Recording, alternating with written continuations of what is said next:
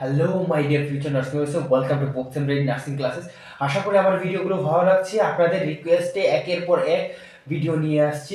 তো আপনাদের এখনও যাদের যে বিষয়ে একটুখানি মনে হচ্ছে যে একটুখানি আর নলেজ আর একটু গেইন করলে ভালো হবে, বা একটুখানি কারেকশন বা একটুখানি সাজেশন বা একটুখানি উইক রয়েছেন, সেই বিষয়গুলো কমেন্ট বক্সে কমেন্ট করতে পারেন। আর তাৎক্ষণিক আমি আপনাদের জন্য ভিডিও নিয়ে চলে আসবো, সেটা বিএসসি হোক বা জিএনএম। ওকে, তো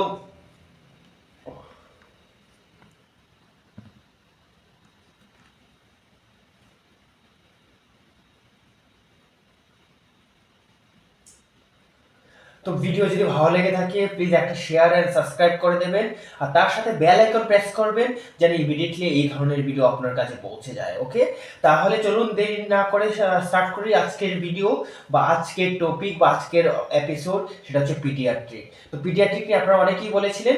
তো পিডিয়াট্রিক হচ্ছে আজকের বা এই ডাব্লিউবিএইচআরবির ফার্স্ট এপিসোড বা প্রথম ভিডিও। আশা করি আপনাদের ভিডিওটা ভালো লাগবে, কারণ আমি অনেক কিছু ইম্পর্টেন্ট কোয়েশ্চেন এই ভিডিওতে ইনক্লুড করেছি, যেটা আপকামিং ডাব্লিউবিএইচআরবিতে ভীষণ ইম্পর্টেন্ট। তো এই ভিডিওগুলো আপনাকে কিসে হেল্প করবে? এই ভিডিওগুলো হেল্প করবে ডাব্লিউবিএইচআরবি ক্র্যাক করতে। তো ডাব্লিউবিএইচআরবি ক্র্যাক করতে হলে পুরো ভিডিও একদম এন্ড পর্যন্ত দেখতে হবে আপনাকে।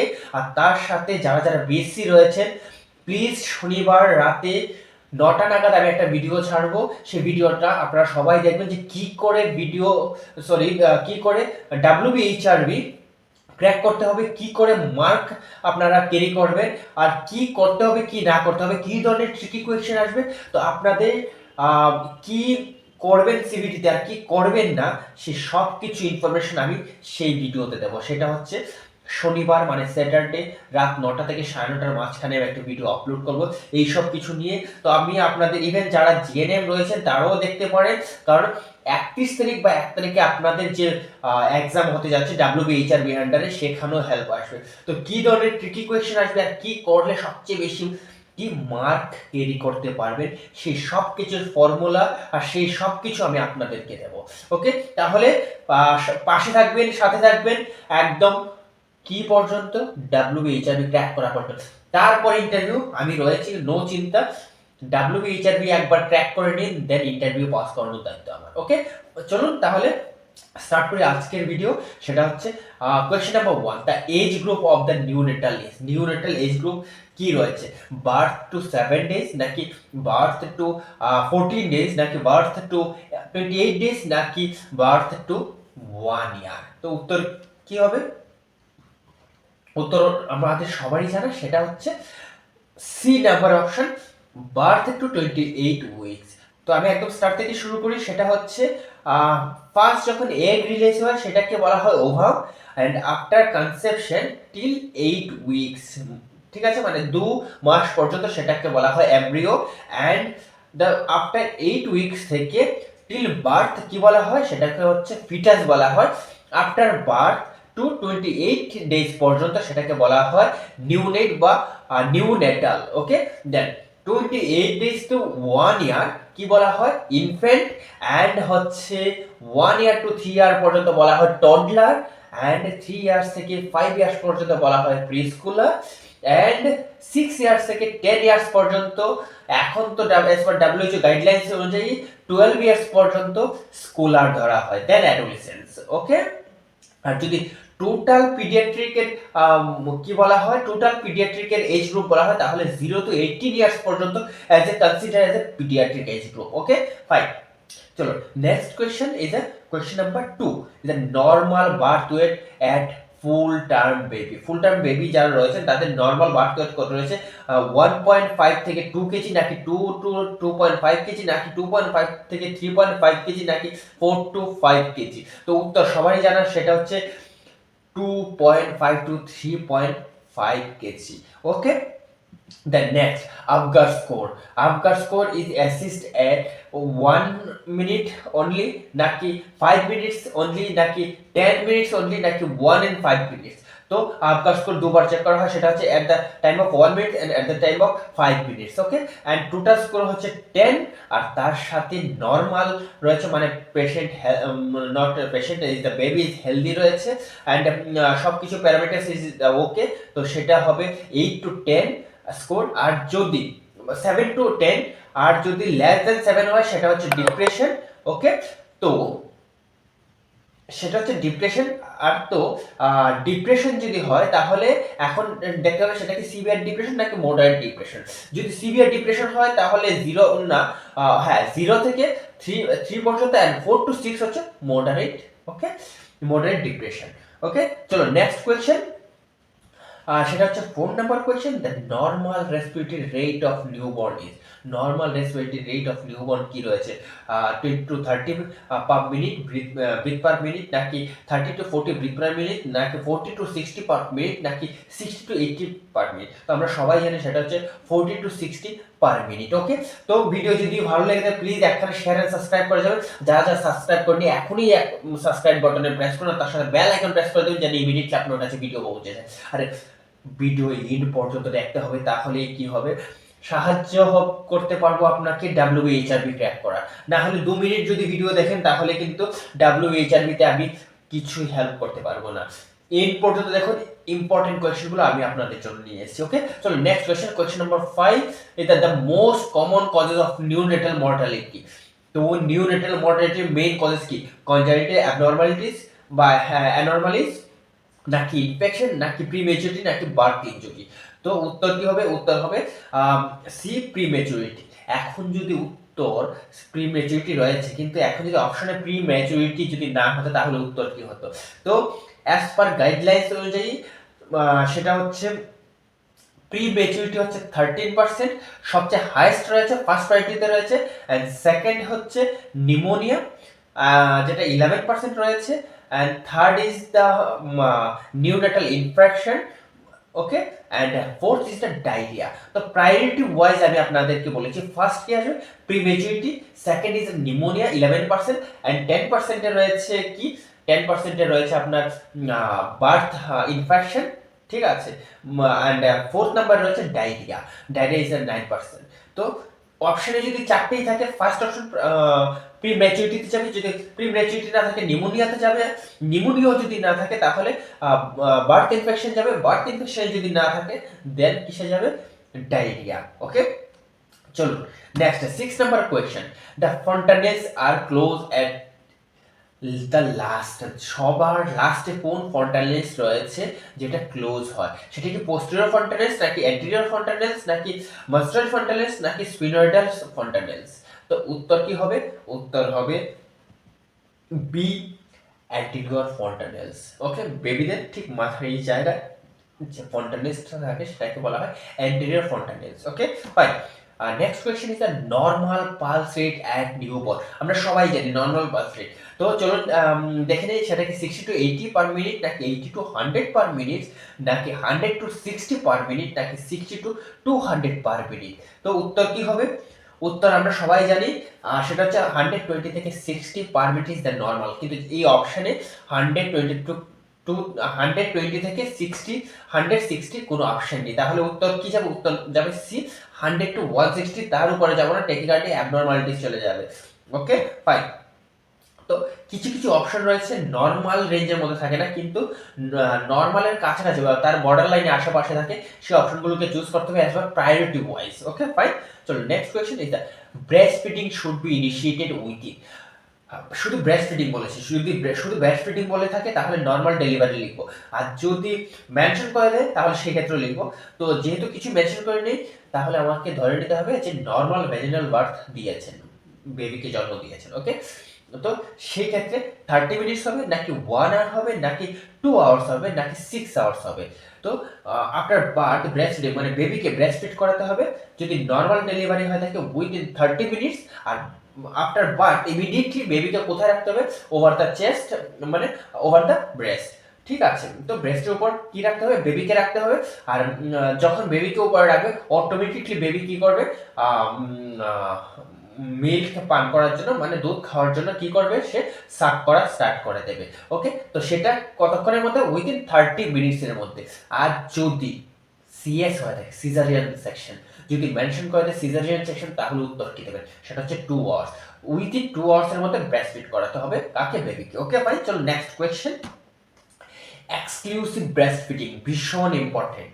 Exclusive breast feeding is recommended for, exclusive breast feeding recommended কতক্ষণ পর্যন্ত, সেটা হচ্ছে 6 মান্থ পর্যন্ত আমরা বেবিকে কি করে থাকি, অ্যাডভাইস করে থাকি যে 6 মান্থ পর্যন্ত বেবিকে ব্রেস্ট ফিড করাতে হবে, এক্সক্লুসিভ ব্রেস্ট ফিড। ওকে, আর হচ্ছে যাদেরকে ব্রেস্ট ফিড খাওয়ানো হয় সেই লাইক প্রিজার্ভ করে রাখা হয়। যদি রুম এয়ারে প্রিজার্ভ করে রাখা হয় ব্রেস্ট ফিডের মানে মিল্ককে, তাহলে 4 আওয়ার্স রাখা যেতে পারে। 4 আওয়ার মধ্যে কি করতে হবে, সেটা যে বাচ্চা রয়েছে বাচ্চাকে খাওয়াতে হবে, আদারওয়াইজ সেটাকে ডিসকার্ড করতে হবে।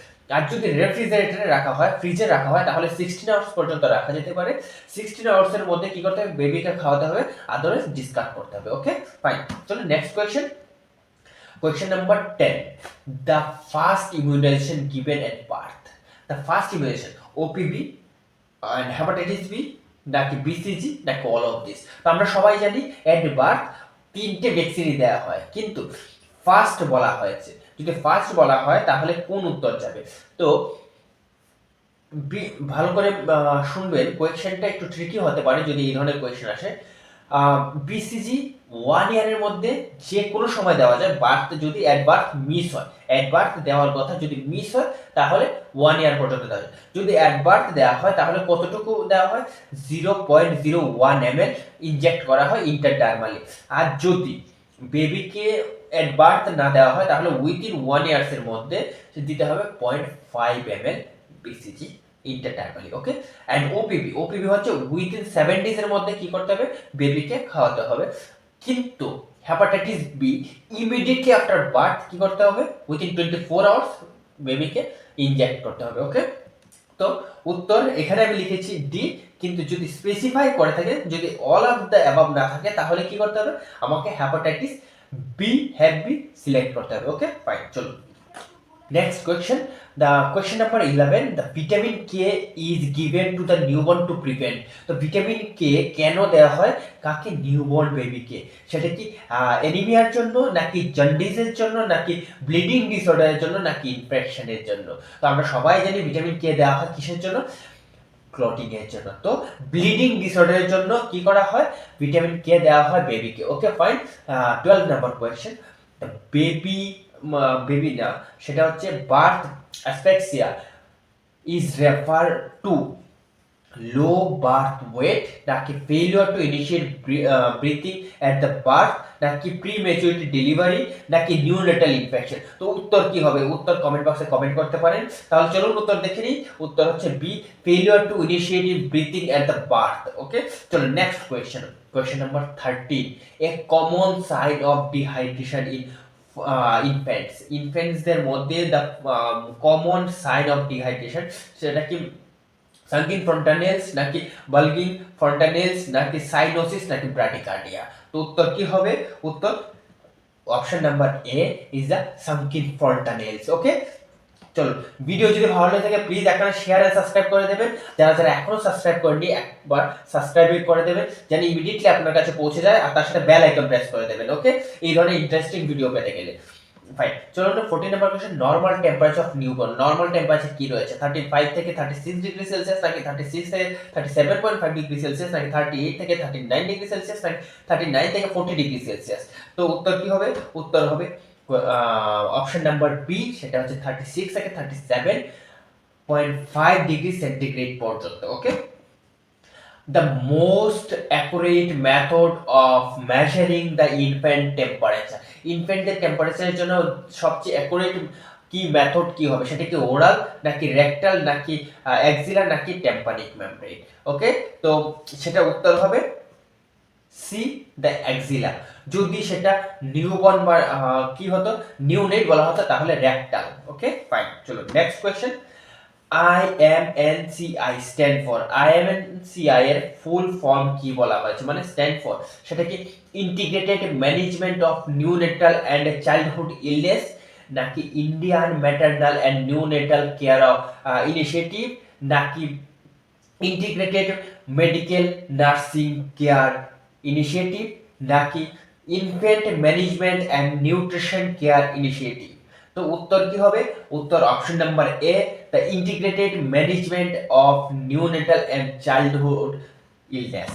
ওকে, চলো next question. The question number 17, the normal hemoglobin level in newborn. নিউবর্নের মধ্যে নরমাল হিমোগ্লোবিন রেট কি রয়েছে? 8 to 10 mg per dl নাকি 10 to 12 mg per dl নাকি 14 to 20 mg per dl নাকি 20 to 25 degree 5 mg gram per dl, not mg, gram per decal. Okay fine. তো option number C 14 থেকে 20 গ্রাম per ডিকেল is the সঠিক উত্তর। Then question number 18, a baby is considered low birth weight. তো low birth weight if the baby's weight is less than, তো বলা হয়েছে একটা baby birth হয়েছে আর তাকে কনসিডার করা হচ্ছে লো বার্থ ওয়েট, তাহলে সেই বেবির কত ওজনের নিচে হতে হবে, তার লেভেল কি রয়েছে। ওকে, কত নিচে হলে সেটাকে আমরা কনসিডার করব as a low birth wait baby. সেটা কি 2 কেজি নাকি 2.25 কেজি নাকি 2.5 কেজি নাকি 3 কেজি? তো আমরা সবাই জানি নর্মাল কি রয়েছে 2.5 কেজি থেকে 3.5 কেজি পর্যন্ত ইজ দ্য নর্মাল। তার মানে হচ্ছে নর্মাল থেকে নিচে, বিলো দ্য নর্মাল কি হবে? Is the abnormal. Below the normal মানে অ্যাবনর্মাল। তো কি হবে? ওয়েট ডিক্রিজ, মানে 2.5 কেজির নিচে যদি আসে তাহলে কি হবে? লো বার্থ ওয়েটে কনসিডার করবো আমরা। তো 2.4 কেজিও যদি আসে, 0.1 কেজিও যদি কম আসে, সেক্ষেত্রে আমরা লো বার্থ ওয়েট হিসেবে ক্যালকুলেট করবো বা কনসিডার করবো। ওকে, চলো 19 number question, the common causes of diarrhoea in children's. তো চিলড্রেন্সের মধ্যে ডায়রিয়ার প্রকোপটা একটু খুবই বেশি দেখা যায়। তো ডায়রিয়া কেন হয়? ঠিক আছে, মোস্ট কমন কজেস কি? সেটা কি রোটা ভাইরাস নাকি সালমোনেলা নাকি সিগেল্লা নাকি ইকোলাই? এর মধ্যে যে ব্যাকটেরিয়া ভাইরাসগুলো রয়েছে তার মধ্যে কার দ্বারা সবচেয়ে বেশি এফেক্টেড হয়ে ডায়রিয়া হয়? তো উত্তর হবে অপশন নাম্বার এ, সেটা হচ্ছে রোটা ভাইরাস। তো রোটা ভাইরাসের কি হয়? রোটা ভাইরাসের ডায়রিয়া হয়। আর রোটা ভাইরাস কি দেওয়া হয়? ভ্যাকসিন ওরালি দেওয়া হয়। ওকে, চলো নেক্সট কোয়েশ্চেন। 5 ড্রপ দেওয়া হয়, যদি এমন জিজ্ঞেস করে তাহলে 5 ড্রপ রোটা ভাইরাস দেওয়া হয়। Then 20 number question is the ORS, oral rehydration solution, worked by correcting কিসের জন্য? ইনফেকশন কারেকশনের জন্য দেওয়া হয় নাকি ইলেকট্রোলাইটস ইমব্যালেন্সের জন্য দেওয়া হয় নাকি ডিহাইড্রেশনের জন্য দেওয়া হয় নাকি অল অফ দ্য অ্যাবাভ দেওয়া হয়? তো ইনফেকশনের জন্য অ্যান্টিবায়োটিক দেওয়া হবে নাকি ওআরএস দেওয়া হবে না। Electrolytes imbalance is the consider করা যেতে পারে, কারণ ওআরএস এর মধ্যে আমাদের কি থাকে? সোডিয়াম পটাশিয়াম সবকিছুই থাকে। তো ইলেকট্রোলাইট, সব ধরনের ইলেকট্রোলাইট থাকে, তো ইলেকট্রোলাইটস ইমব্যালেন্স হলে দেওয়া যেতে পারে। অ্যান্ড ডিহাইড্রেশন যদি হয় কি হবে? ডিহাইড্রেশন যদি হয় তাহলে ফ্লুইড দেব, যে বাচ্চা রয়েছে তাকে কন্টিনিউয়াসলি কি করতে হবে? ভেরি ফ্রিকোয়েন্টলি জল খাওয়াতে হবে, তাহলে ডিহাইড্রেশন থেকে সেভ করা যাবে। কিন্তু ইলেকট্রোলাইট যদি ইমব্যালেন্স না হয় সেই কারণে কি করতে হবে? ওআরএস জাতীয় জিনিস দিতে হবে। ওকে, তো উত্তর কি হবে? উত্তর is B, the electrolytes imbalance. তো ভিডিও যদি ভালো লেগে থাকে একটা শেয়ার এন্ড সাবস্ক্রাইব করে দেবেন, তার সাথে বেল আইকন প্রেস করবেন যেন ইমিডিয়েটলি আপনার কাছে ভিডিও পৌঁছে যায়, এই ধরনের ইন্টারেস্টিং ভিডিও। আর অ্যাগেন আমি বলছি, যদি মনে হয় এখনো কোনো সাবজেক্টের উপর, কোনো টপিকের উপর বা যে কোনো কর্নার থেকে যদি মনে হয় যে একটুখানি উইক আছেন, তাহলে আমাকে কমেন্ট বক্সে এখনই জানিয়ে দিন। নেক্সট ডে আমি আপনার জন্য ভিডিও নিয়ে চলে আসবো কৃষকের সেই টপিকের উপর, যে টপিক আপনি আমাকে সাজেস্ট করবেন। ওকে, আর কন্টিনিউয়াসলি আমার ভিডিও ওয়াচ করার জন্য, আমার পাশে থাকার জন্য আপনাদেরকে অনেক অনেক ধন্যবাদ। আপনারা যেন WBHRB ক্র্যাক করতে পারেন তার জন্য আমার এই ছোট্ট প্রচেষ্টা। আর হচ্ছে পাশে থাকার জন্য আপনাদের সবাইকে অনেক অনেক ধন্যবাদ। চলুন আজকের ভিডিও এখানেই শেষ করছি। ভালো থাকবেন, সুস্থ থাকবেন।